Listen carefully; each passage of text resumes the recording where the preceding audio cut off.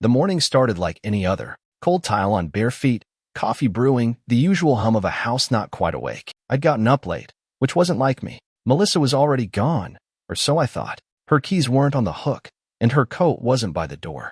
I figured she went out for coffee like she said she would the night before. Just need a little space, she mumbled as she slid into bed. I didn't ask questions. I was too tired for another round of cold conversation in polite silence. I assumed I'd come downstairs and find a note, but there wasn't one. What there was her purse, sitting dead center on the kitchen counter. Wallet still inside. ID, cards, even that faded photo of us at Lake Lanier folded neatly behind her license. I froze. The coffee pot was still warm, but there was no cup. The garage door hadn't opened. I checked. Her car was still there. Her coat was still there. And her wedding ring? Not on the tray. Not in the bathroom. Not anywhere. I even flipped the bedsheets back to make sure she hadn't taken it off during the night. Nothing. That's when the silence started getting loud. I called her cell. Straight to voicemail. No text. No ping. No trail. Just a house that suddenly felt like a crime scene no one told me about. I walked the downstairs twice. Front door. Locked. Windows. Sealed. No shoes missing. No sign of a struggle. But something was wrong. Not the dramatic kind you see in movies. No broken glass. No signs of forced entry. This was the kind of wrong that slips in quietly. The kind that builds up slowly and then hits all at once. And then I noticed the dog. Max was still curled up in the living room corner. He didn't bark when I came down. He didn't even lift his head when I called her name. That dog barks at squirrels, wind, and mail carriers. But now, silence. It was like he knew something I didn't. That something had already happened. I sat down on the couch, staring at her purse like it might open its mouth and explain itself. I checked her wallet again, then the side zipper. That's where I found it. A folded slip of paper I didn't recognize. Handwritten. No greeting. No sign-off. Just a name. Graham Reese. Brookhaven. 8:30 a.m. That was 10 minutes from now. I didn't know who he was, why she was meeting him, or why she left everything behind. But in that moment, something inside me shifted. My pulse slowed. My jaw set. I stood up, grabbed my coat, and walked out the door. Because if she wasn't going to give me answers, I was damn sure going to find them myself. Brookhaven was 20 minutes away, but I made it in 13. I didn't speed, didn't break laws. I just drove like a man with something burning in his chest. Every second the clock ticked past 8:30 a.m., my grip on the steering wheel got tighter. Melissa had never mentioned a Graham Reese. Not once in 11 years. That name felt surgically placed, precise, intentional. The address led me to a small brick house tucked behind a row of thick hedges. Clean lawn, black mailbox, 2-story with green shutters. It didn't look suspicious. It looked safe, ordinary, and somehow that made it worse. I parked a few houses down, turned off the engine, and waited. My instincts told me to charge up and knock like a man demanding answers. But I've learned over time, you see more if you stay still. So I sat there, watching the front door, windows, the driveway. At 8:39, a man stepped out. Late 30s, maybe early 40s. Khaki pants, black tee, short beard. He looked comfortable, familiar. Not the kind of guy who'd expect someone to be watching him from a truck down the block. He checked his phone, smiled, then went back inside. That smile did something to me. I waited 5 more minutes before I got out. Walked slow, calm, heart steady like a sniper's breath. I rang the doorbell and took a half step back. Footsteps. Then the door cracked open. He looked at me like I was a delivery guy. Can I help you? Yeah, I said. I'm looking for Melissa. Melissa Hartley. His face shifted. Not a full reaction. Just the kind that told me everything. A flicker of surprise, a tightened jaw, eyes that suddenly couldn't hold mine. She's not here, he said. Wrong answer. See, that's funny, I replied, because I found this address in her purse. Folded up. Real careful. Said 8:30 a.m. He didn't respond. Just stood there. And in that silence, I realized something. He wasn't afraid. He wasn't defensive. He was resigned. You must be Colton, he finally said. That stopped me cold. Yeah, I'm Colton. He nodded once. I figured this might happen. I stared at him. You knew who I was? He looked me dead in the eye. She told me. And just like that, every ounce of oxygen left my lungs. You want to come in? He asked. I didn't answer, because part of me wanted to punch him straight through the siding, and the other part needed to know why. And in that second, I couldn't decide which was stronger. I stepped inside because I needed answers more than I needed pride. The place was clean, too clean, like someone had wiped the surfaces twice just to make sure. The air smelled like pine cleaner and something faintly floral. His living room was modest, leather couch, a few framed photos, flat screen on the wall. But it was the picture on the side table that caught my eye. Melissa. Not recent. Not romantic. Just her smiling in sunlight, hair tied up, sunglasses hanging from her collar. It was casual, intimate. How long? I asked. He didn't flinch. About 7 months. 7 months. I blinked, not in disbelief, in rage. Not the kind that makes you shout. It was deeper, slower, like a storm crawling across a field. She told me you were separating, he said quietly, that it was over, that you were sleeping in different rooms. I let out a breath. We were. But you didn't know about me. No, I said. Not until this morning. He sat down across from me, elbows on knees. I didn't mean for it to get serious. It just did. You think that makes it better? No, he said. It makes it worse. I paced the room once, then stopped. Why leave her purse? Why this address? Why now? He hesitated. Then, she left me too. That hit different. She what? Last night, he said. Said she needed to think, that she had to be alone. Said she wasn't ready to tear everything apart. I stared at him. This wasn't the story I expected. I thought I was tracking her to some hideaway love nest. Instead, I found a man who looked just as lost as I felt. She left you, I repeated. Left a note, he said, reaching into a drawer. He handed it to me. Same handwriting, same ink, same neatness. One sentence. This wasn't supposed to feel like home. I stood there holding that note like it was radioactive. You loved her, I asked. He nodded once. No hesitation. Then you're a fool, I said. He didn't argue, and I walked out the door. Not because I had what I came for. Not because I was done being angry, but because I realized she never really stayed with either of us. The truth wasn't in who she left. It was in why she never stayed. I drove without thinking. Took a left out of Brookhaven, then another, letting the road pick the direction. My hands were tied on the wheel, knuckles pale, but my mind was somewhere else. Not with Graham Reese. Not even with Melissa. I was staring down the wreckage of a life I thought I understood, and realizing I didn't know a damn thing about the woman I called my wife. What stuck with me wasn't the affair. It was how carefully she planned her exit. Purse left on the counter. Letter folded with my name. Her wedding ring nowhere to be found. This wasn't panic. It wasn't heat of the moment. She orchestrated this. Quietly. Methodically. Like someone deleting their presence from a room. I pulled into a gas station, shut off the engine, and just sat there. My phone buzzed on the passenger seat. Unknown number. At first, I let it ring. Then I picked it up. Colton. The voice was soft. Nervous. Who is this? It's Tessa. Melissa's sister. My stomach turned. We need to talk, she said quickly. I think I made a mistake. I sat up. What kind of mistake? She told me not to say anything, that she needed time. But now I'm not sure she's safe. Safe? What do you mean not safe? She left me a note and vanished. What do you know? Tessa hesitated. She stayed with me last night. Came in late. Said she was leaving both of you. Both of us. I repeated. She said she wanted to disappear for a while. Said she had to go somewhere he would never find her. He? I felt the shift in my chest before my mind caught up. Wait, are we talking about Graham? No, Tessa said. Someone else. That word felt like a trapdoor. She said his name was Evan, that he was the real reason. Real reason? Why didn't she tell me? She said you wouldn't understand. That it wasn't about love. It was about escape. The pieces didn't fit. I'd been chasing the wrong man, the wrong story, the wrong betrayal. Melissa wasn't running from me. She wasn't running to Graham. She was hiding from someone else entirely. Do you know where she went? Tessa paused. She mentioned a lake house. Said it was from before you. Before everything. I closed my eyes.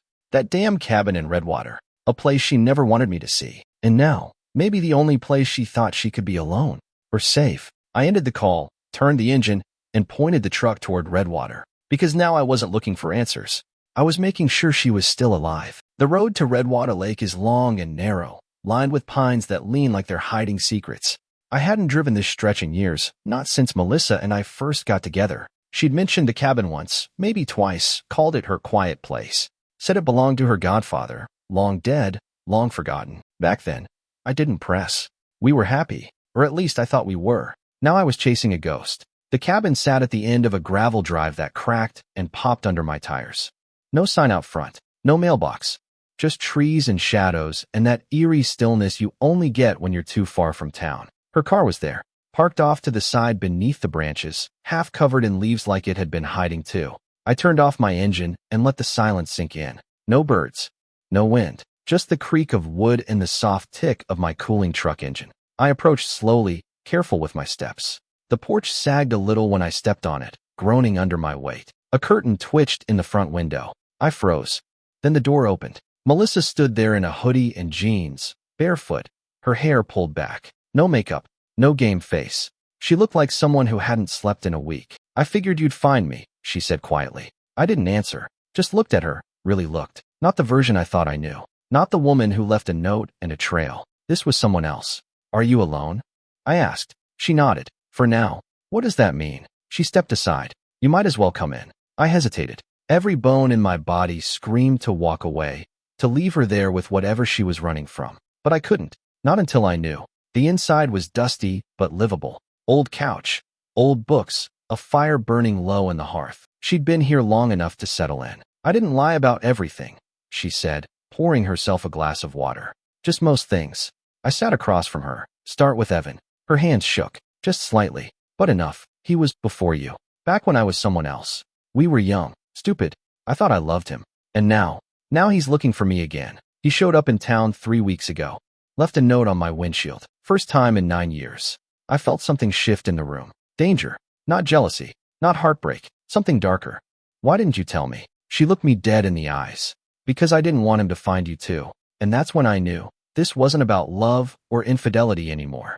This was about survival. For a moment, all I heard was the fire popping behind me. Her words hung in the air, sharp and heavy. She didn't want him to find me too. I sat still, locked in place, trying to process the weight of that sentence. She hadn't just been hiding from her past. She'd been trying to keep it from crashing into mine. What does he want? I asked. Melissa looked down at her glass, then back at me. Control. Like always.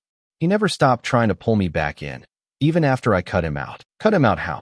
Disappeared. Changed my name, my number, everything. I left without saying goodbye. Burned every bridge. I thought that would be enough. She exhaled slowly. Then he found me anyway. I leaned forward. And Graham? Was he part of this too? Her eyes flinched. Graham was a mistake. A distraction. I thought if I made noise somewhere else, Evan would stay out of sight. But it didn't work. Graham started catching feelings. It got messy. I rubbed my hands together, trying to burn off the confusion. So what was the plan? Leave everything behind again. Just vanish. That was the idea, she said. But I didn't count on you following the trail. No, I said. You left the trail. Purse on the counter. Note in the freezer. You wanted me to find you. She didn't deny it. I thought if you came, she said quietly, you could help me end this. My stomach turned. You want me involved now? After you shut me out, after the lies, the cheating, I didn't cheat, she interrupted. I stared. Graham and I never slept together, she said. Not once. I didn't know if that made it better or worse. But something about her tone told me it wasn't a lie. Not this time. I just needed someone to pull his attention, she said. Evan doesn't like rivals. He gets territorial. A cold chill crawled up my spine. I looked around the cabin, at the bolted windows, the second lock on the door, the phone with no SIM card lying face down on the table. This wasn't a safe house. It was a last resort. I don't have much time, she added. He's watching everything. He'll find this place eventually. Then why stay? She looked at me, her voice flat. Because I'm tired of running. I stood up, walked to the window, and stared out at the tree line. For the first time in my life, I wasn't sure who the hell I was protecting. Her, myself, or the broken thing that used to be our marriage. I didn't say anything right away, but I knew one thing. If Evan Reese was coming, he wasn't walking in unchallenged. That night, sleep didn't come easy. Melissa dozed on the couch, curled up beneath a quilt that smelled faintly of cedar and something older, maybe fear. I sat in a wooden chair by the front door, one eye on the window, the other on the clock. It was 2:17 a.m. when I finally heard it. A crunch. Gravel. Tires. I stood instantly. No headlights. No engine sound. Whoever it was had killed the ignition before turning in. That meant they knew this place. Meant they weren't here by accident. Melissa stirred behind me. He's here. Isn't he? I didn't answer. I just reached under the couch cushion where I'd stashed a tire iron and moved to the window. A black SUV sat about 20 yards from the cabin, tucked beneath the trees. Someone stepped out, tall, lean, hoodie pulled up over his head. He didn't come to the door. He circled the house. That was enough for me. I slipped out the back, moving slow, silent, the way you learn to when survival's on the line. The cold air bit through my jacket, but my blood was burning. As I rounded the corner of the cabin, I caught him mid-step, peering through the kitchen window like he owned the place. I didn't hesitate. The iron connected with a crack, sharp and solid. He stumbled back, hands up, but I didn't stop. One more swing caught him in the ribs before I pinned him against the wall. You, Evan? I hissed. He grunted. Yeah. You must be Colton. Even now, his voice was calm. Too calm. She's not coming back to you. I'm not here for her, he said. I'm here for you. I froze. What? He smiled, teeth streaked red. She thinks this is about love, about possession. But it's not. I told her years ago, any man who takes what's mine pays for it. You're sick. No, he growled. I'm consistent. Before I could respond, he threw his shoulder into me, knocking the wind out of my lungs. We hit the ground hard. He reached into his pocket.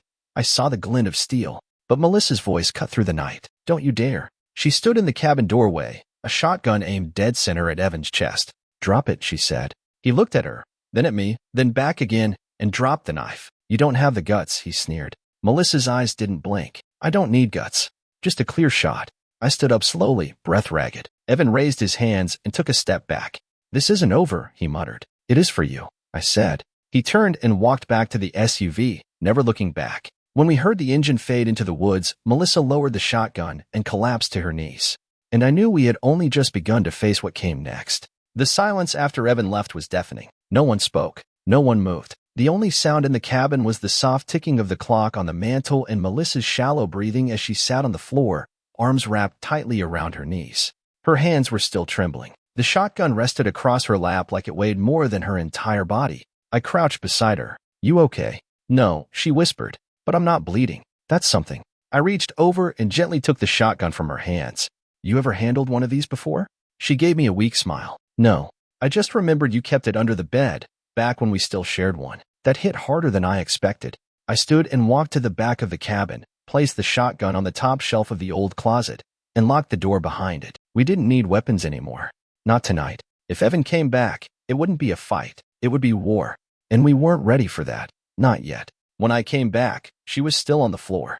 He was never supposed to come back, she said quietly. He wasn't supposed to find me. I spent so many years building a life, something real. Then it all fell apart the second he showed up. You should have told me, I said. She nodded. I know.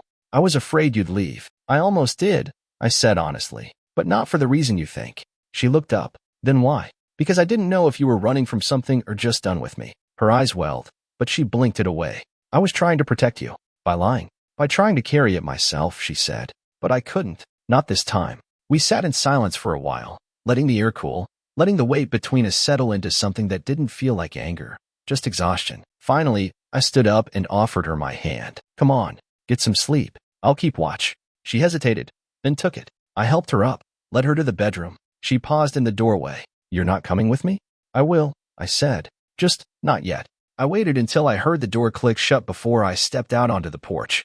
The woods were quiet again, like they'd swallowed the violence and gone back to pretending. But I couldn't pretend anymore. Not about her, not about Evan, not about what came next. Because if there's one thing I've learned from being a man like me, it's that peace never lasts without a fight to defend it. And I was done waiting for the next hit. Morning came slowly, wrapped in fog and silence. I hadn't slept. I didn't plan to. I sat on the porch until the sky turned a dull, pale gray, and the birds started to sing like nothing had happened. Like no one had nearly died a few feet from where I now sipped cold coffee and listened to the crackle of old pine burning out inside. Melissa stepped outside just after 7. Her face was softer somehow, less guarded. She wore one of my flannel shirts, sleeves rolled up to her elbows, barefoot on the porch like she'd lived here for years. You didn't come to bed, she said quietly.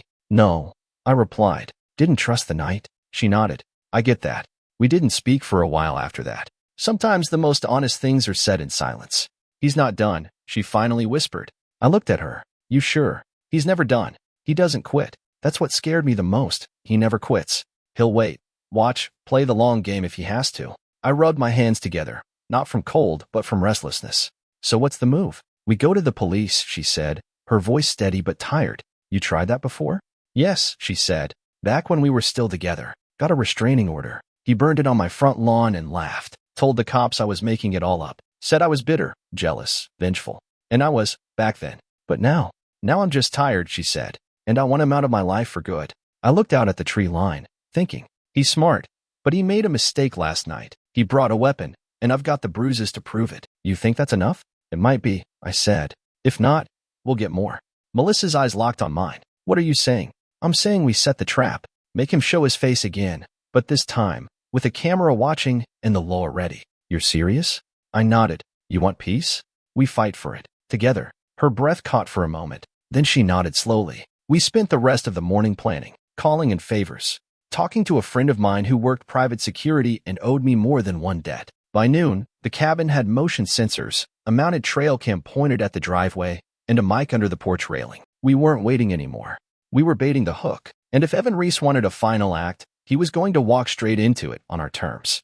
It happened the next night, 9:42 p.m. The trail cam pinged first, motion at the tree line. Melissa and I sat inside the cabin, lights off, holding our breath. I watched the feed from the tablet on my lap. A dark figure moving slow, calculated. He thought he was invisible. He wasn't. Evan stepped into frame, all black, hood up, crouched low near the side of the porch. Same tactic, circle, peek, wait. His routine hadn't changed. That was his weakness. He's here, I whispered. Melissa didn't say a word. She stood quietly and walked to the back room, where Officer Riggs was waiting. Retired cop, full badge privileges on contract. He'd been watching from the second floor since sundown, rifle in hand and body cam recording. The plan was simple.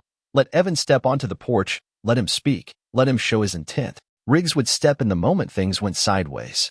And things went sideways fast. Evan didn't ring the bell this time. He didn't even knock. He pulled a crowbar from his backpack and pried at the screen door. That's when I opened the front door and stepped out. Evening, I said calmly. He froze, crowbar midair. You're a special kind of stupid, Colton. I get that a lot. He took a step forward, weapon down but fist clenched. Where is she? Not here for you. He laughed. She's always here for me. You're just the layover. I didn't respond. Just kept the porch light casting full across his face. Every word, every sneer, every move caught on video. You think she really wants this? He barked. A cabin in the woods with a washed-up contractor pretending he's her hero? I didn't flinch. I think she wants a life without you. That struck a nerve. He raised the crowbar. That's when Riggs stepped out from behind the cabin wall, weapon lowered but badge shining in the light. That's enough, he said. Evan turned, startled. Who the hell? Private security, authorized by the state. Everything's been recorded, son, including the weapon, the threats, and the trespass. Evan looked between us, jaw twitching. You can walk away, Riggs continued, or you can walk into custody. Your choice. For the first time since I'd met him, Evan hesitated. Not confident, not in control, just exposed. He dropped the crowbar with a loud clang and stepped back. This isn't over, he muttered, turning into the trees. It is for you, Riggs called after him. And just like that, the darkness swallowed him again. Melissa stepped outside, arms crossed, face unreadable. He'll try again. Let him, I said. Because this time, we weren't running. We weren't hiding. We were ready. And she wasn't the only one he underestimated.